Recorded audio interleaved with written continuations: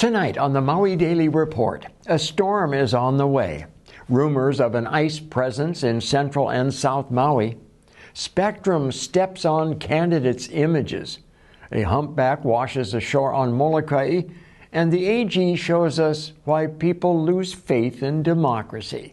These stories and more right now. Aloha, welcome to the Maui Daily Report for Monday, July 27th, 2026. I'm Chiebo Ching Johnson. Hurricane Fausto is out there, but getting weaker as it approaches the Hawaiian Islands, and the worst of it is expected to stay north of the island chain. The storm is expected to be with us from Tuesday night into Wednesday.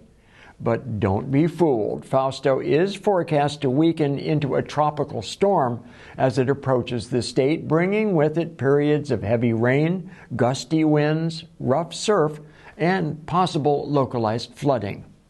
County crews have been clearing storm drains, testing generators, preparing shelters, and increasing emergency staffing.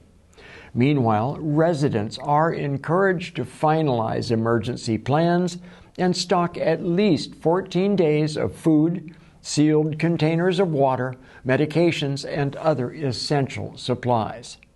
You can keep track of Fausto on hurricanes.gov.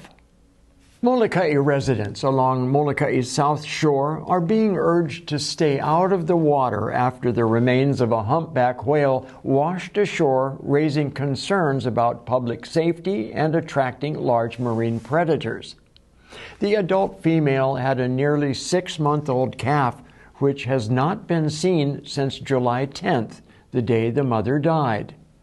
DLNR is asking the public to look for signs of remains and avoid them if you do come across some.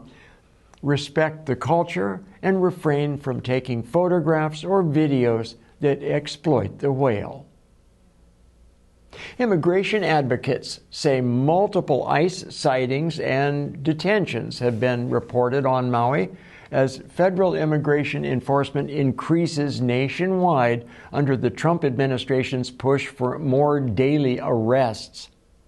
El Pueblo en Acción Maui is urging the public to verify sightings before sharing them, and it says it has received reports that some of those detained were Maui wildfire survivors, though those claims have not been confirmed by officials. Authorities have not released details on the reported detentions or confirmed local enforcement operations. Watch our Hawaii Immigration Report right here on Thursdays for details, or you can check out the playlist on our Akakū YouTube channel. After a grand jury indicted Lieutenant Governor Sylvia Luke and 4 others in a bribery scandal on Friday, Attorney General Anne Lopez called a press conference, thanked her staff, and walked away from the podium and the press without answering a single question. Civil Beat's Sunshine blog called her action BS because many questions remain. For instance, who exactly is the influential legislator who took $35,000 in cash in a paper bag, and who else is out there that we don't yet know about? More than 400 Kūpuna from across Maui County gathered at the Grand Wailea for the 54th annual Kūpuna Aloha Luncheon on Saturday, an event celebrating seniors while connecting them with community organizations, public officials, and candidates for office. The annual tradition, now more than 5 decades old, continues its mission of giving Maui's Kūpuna a voice while honoring their lifelong contributions to our community. Here's a look at that event. So we're here to celebrate the 54th annual Aloha Kūpuna Luncheon. It started as a part of the grassroots operation of our Kūpuna clubs, and it's really a way to bring the seniors together to share stories and fellowship. But also to learn about about legislators and who's running for office, and that was sort of the origin of it.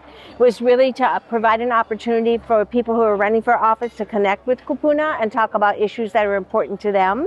And so they're the vendors that come and buy advertising tables are politicians that help support offset the cost, but at the same time they're giving a lot of information so Kūpuna can see like, oh, you're so and so, and a lot of them don't have social media accounts, and news is a little different than it was back in the day, in their early days. So it's probably harder for them to get information. So this is one opportunity to do that. We were very honored to have Governor Josh Green join us. It's first time he's been able to join us for a while, so it was very nice to have him here in person.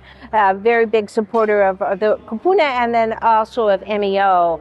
This year, more than any, even in the past, is a year where my family's wrestled with our father's Alzheimer's disease. And so I've always, as a physician, been so aware of our needs here. It's a little bit more personal for my family this year, and I, as governor, want to do extra work to help people with any of their needs, but especially as they get older. So I love seeing many people here on Maui, and we together will work on these issues. Then we had U.S. Representative Jill Tokuda that was speaking. We also have Mayor Richard Bisson. We had Council Vice Chair Yukile Sugimura. And then, we honored 2 Kūpuna advocates, which we started. I think when I became CEO, we started recognizing an advocate during this luncheon to really honor the Kūpuna. And so this year is U.S. Senator Brian Schatz and Carolyn Mossman, who's retired from the HSTA. We have about 540 people attending today's luncheon, and 95% of them are the Kūpuna. And we have people from Hana joining us. Our drivers bring them in. We're hoping today that people take away a little more clarity about what the issues are and what's important to them, and then who represents that, and then that will help guide their vote. What do I see MEO's future? I'm extremely excited. We have brought in a young leadership team. Our leadership team is mature, and so many of us are ready to retire. So we've really worked on a succession plan. We're bringing in Maggie Batangan, taking in as CEO. But you can see a trend. I was telling the Kūpuna the other day, they were all on this side and I was on this side. I said, well, you can see the young from the old. So we're transitioning to a younger generation. I'm, of course, much more tech savvy. So things that, took us a long time to do, they can get it done pretty quick. But they all have the heart and the passion. So I think MEO's in a very good position to continue to flourish. My heart tells me that I love you more than all the leaves of burning shell. More than all the leaves of burning shell. August 8th is Wildfire Remembrance Day.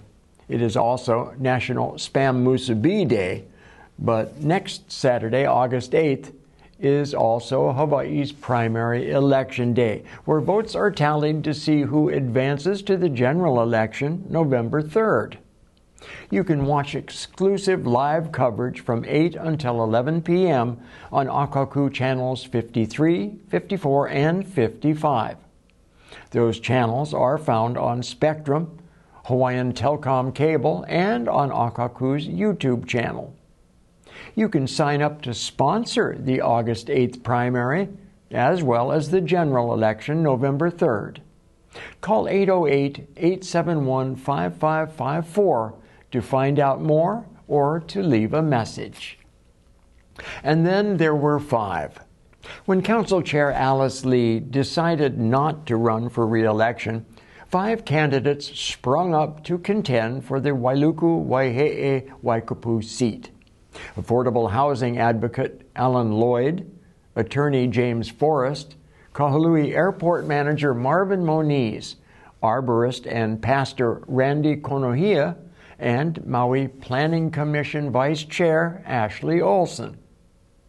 The top 2 vote getters in the primary will advance to the general election November 3rd.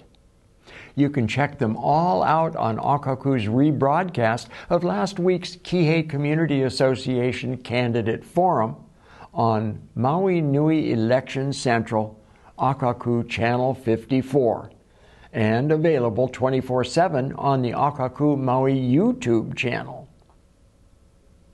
The Haʻikū Community Association invites the public to its meeting this Wednesday, July 29th, from 6:30 to 8:30 p.m. at the Haʻikū Community Center for a Maui Mayoral Candidate Forum.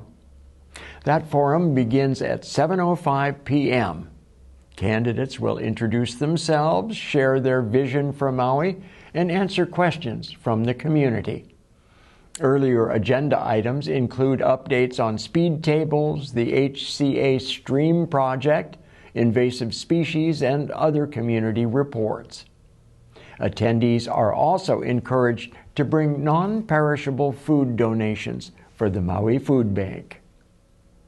In the race for lieutenant governor, frontrunner Kauai Mayor Derek Kawakami was a no-show at a civil beat election forum Thursday, despite several invitations to appear.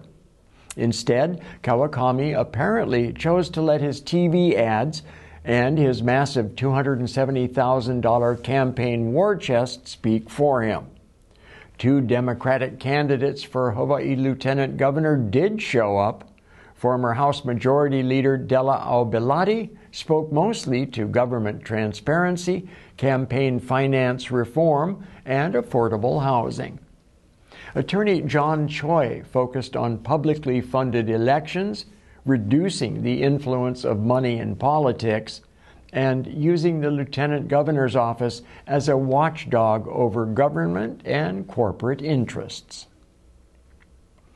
While Congresswoman Jill Tokuda is expected to easily advance through Hawaii's 2nd Congressional District Democratic primary, political observers say the real contest is likely to come in November. Tokuda, seeking a 3rd term, faces little-known challengers in the August 8th primary, while Republican State Senator Brenton Ava is unopposed for his party's nomination and is positioning himself as a competitive general election challenger. Tokuda points to her experience and seniority in Congress, while Ava is campaigning on lowering Hawaii's cost of living, expanding housing opportunities, and arguing that a Republican representative would have greater influence with the White House. Tokuda, on the other hand, says she will continue to serve as a check on the current occupant. If you're planning to watch Akakū's upcoming primary election coverage on Hawaii Telcom Cable on August 8th, you will be able to view it in stunning high definition. If you're watching Spectrum, however, the cable company refuses to broadcast the Akakū signal in high definition on purpose, deliberately blurring your candidate's image, disrespecting them and our electorate. If you would like Spectrum to be required to broadcast Akakū in high definition like every other channel, call the DCCA cable administrator, Randy Leong, at 808-844-3222, extension 8, or call your state representative and let them know what you think. The Maui County Council voted 7-1 Friday to send 2 rezoning measures to the Maui Planning Commission, beginning the next phase of a review that could allow dozens of apartment zone transient vacation rental properties in South and West Maui to continue operating as hotels under the county's new H3 and H4 hotel districts. The Council also approved 7 proposed charter amendments for the 2026 general election ballot. The Council accepted a donation of 40 BMX bicycles for county youth programs and advanced state legislative proposals to expand pet-friendly affordable housing and giving owner-occupants a first opportunity to purchase single-family homes before investors. A new national report is highlighting how Maui's wildfire exposure study has grown into a vital community health resource for wildfire survivors. Led by University of Hawaii researchers, the decade-long study is tracking the long-term effects of smoke and toxic wildfire exposure while also providing health screenings, lung function testing, mental health support, and care navigation for nearly 2,000 participants.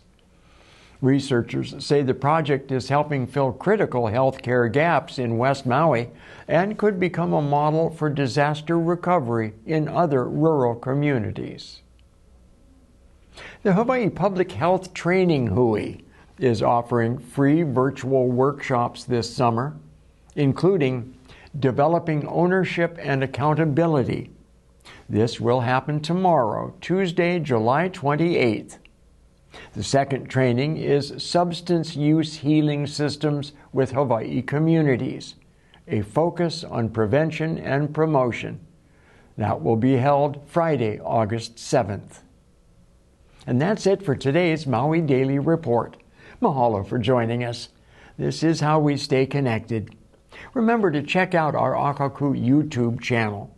Go to the 2026 Elections Maui Nui playlist where you can meet the candidates running for office.